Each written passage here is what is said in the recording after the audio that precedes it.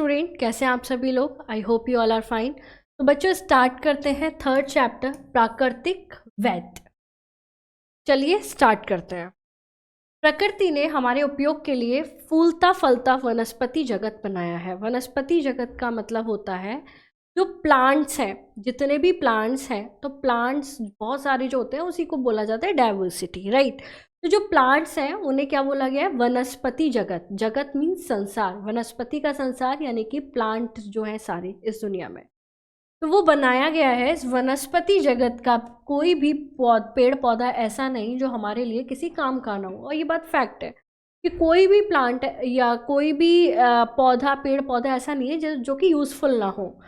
कोई पेड़ हमें हमें फल देते हैं, तो कोई फूल देते हैं, कोई हमारे स्वास्थ्य की रक्षा करते हैं। स्वास्थ्य रक्षा करने वाले पेड़ पौधों में तुलसी और नीम बहुत उपयोगी होते हैं। लाइक जब भी आपको कफ हो तो मोस्टली बोला जाता है कि आप तुलसी का सेवन करें, तो उसके सेवन से गले में जो प्रॉब्लम होती है, खराश होती है, वो सही हो जाती है, कोल्ड सही हो जाता है।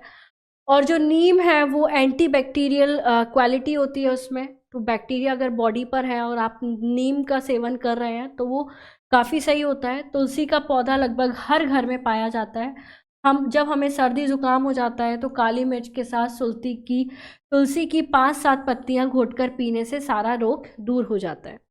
इसकी पत्तियों में रोग के कीटाणुओं के विष को दूर करने की शक्ति होती है। इसलिए भगवान के प्रसाद में तुलसी दल यानी कि तुलसी के पत्ते डालकर दिए जाते हैं। घरों में महिलाएं स्नान करने के बाद तुलसी के पौधे में नियम से जल देती हैं और इसे तुलसी माता का बिरवा कहकर पुकारती है। इस गुणकारी पौधे को हरा भरा रखना तो अपना धर्म समझती हैं और इसकी पूजा करती हैं, क्योंकि उसमें बहुत गुण है और जिस भी इंसान में गुण है उसकी पूछ होती है, उसकी पूजा होती है। तो तुलसी में गुण है, इसलिए तुलसी की पूजा की जाती है। तुलसी की भांति नीम भी बहुत लाभदायक पेड़ है। इसका प्रत्येक भाग जो है वो मनुष्य के बड़े काम आता है। नीम की पत्तियों पर जब सूर्य की किरण पड़ती है तो आसपास की वायु शुद्ध हो जाती है। इसकी नवीन कोपलों को चबाने या घोटकर पीने से ब्लड प्यूरिफाई होता है, खून साफ होता है। पत्तियों को पानी में उबालकर उस पानी से स्नान करने से चर्म रोगियों भी स्किन डिजीज होते हैं वो खत्म हो जाते हैं।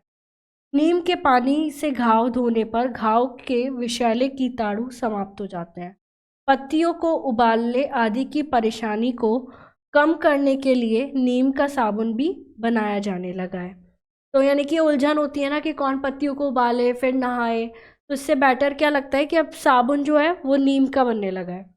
कभी कभी इसकी पत्तियों को जलाकर विषैले कीटाणु और मच्छरों को भगाया जाता है।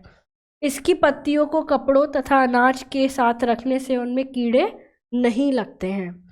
नीम की पतली पतली टहनियाँ दातुन करने के काम आती हैं। टहनी का कड़वापन मसूड़ों के पीप को कम करता है और कीटाणुओं को नष्ट करता है।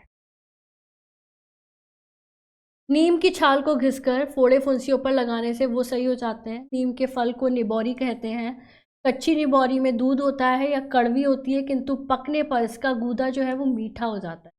नीम की गुठली बड़े काम की चीज़ है। इस गुठली के तेल निकाला जाता है और नीम के तेल की मालिश से खुजली या दूसरे जो चर्म रोग हैं वो नष्ट हो जाते हैं। नीम की लकड़ी शीशम, चीड़, देवदार और साल जितनी उपयोगी तो नहीं होती, लेकिन इस लकड़ी में घुन नहीं लगता है। इसे कच्चे मकानों की कड़ियाँ, चौखटें, किवाड़े, चारपाई के पाए आदि बनाने के काम में लिया जाता है, क्योंकि इसमें घुन नहीं लगता। नीम की जड़ें जमीन के अंदर से नमी खींचकर मिट्टी की ऊपरी परत को नम रखती हैं तथा उसे जल और वायु द्वारा कटाव से रोकती हैं। तुलसी दल और कड़वा नीम दोनों ही मानव समाज के लिए बहुत बड़े सेवक हैं। इन्हें यदि प्राकृतिक वैद्य कहा जाए, वैद्य मीन्स डॉक्टर, प्राकृतिक यानी कि नेचुरल डॉक्टर, तो कोई अतिशयोक्ति ना होगी। मतलब ऐसा नहीं है कि अगर इसे हम नेचुरल डॉक्टर बोल रहे हैं तो ये अतिशयोक्ति यानी कि बड़ा चढ़ा के बोल रहे हैं, नहीं, ऐसा कुछ नहीं है। अतिशयोक्ति नहीं होगी बिल्कुल भी, क्योंकि इनमें गुण ही इतने हैं कि इन्हें अगर ये नेचुरल डॉक्टर बोला जा रहा है, प्राकृतिक वैद्य बुलाया जा रहा है, तो ये बिल्कुल सही टर्म यूज़ किया जा रहा है इनके लिए। तो अगर आपके घर के आसपास तुलसी और नीम है तो उनका ध्यान रखना ये आपकी जिम्मेदारी है। मिलेंगे नेक्स्ट चैप्टर में। थैंक